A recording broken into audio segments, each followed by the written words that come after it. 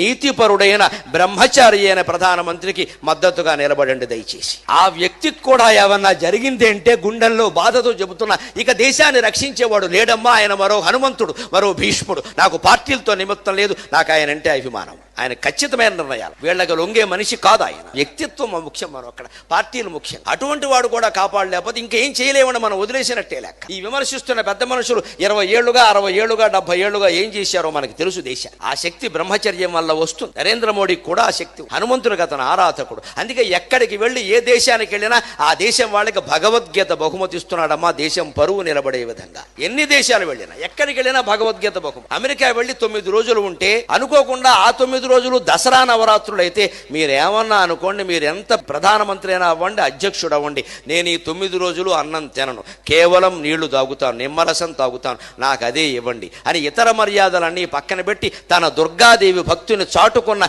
ఏకైక లౌకికవాది, ఏకైక భారతీయుడు నరేంద్ర మోదీ. హిందువై పుట్టడం పాపం అయిపోయిందండి ఈ దేశంలో. మిగిలిన మతాల వాళ్ళందరూ లౌకికవాదులై, హిందువులు ఒక్కళ్లే మతతత్వం మూర్తీభవించిన. హిందువులకి ఈ దేశంలో కూడా గౌరవం దక్కకపోతే విదేశాల్లో ఎక్కడి నుంచి దక్కుతుంది? రామాయణం చదివినవాడు, సుందరకాండ చదివినవాడు, హనుమంతుడిని ప్రేరణగా తీసుకున్నవాడు. కాబట్టే ఉగ్రవాదుల పట్ల ఎలా ఉండాలో అలాగే ఖచ్చితంగా చెబుతున్నాడు. నిన్న కూడా చెప్పాడు, నట్లు బోల్ట్లు బిగుస్తున్నాయి, అందుకే జరుగుతోంది, కంగారు పడకండి అన్నాడు.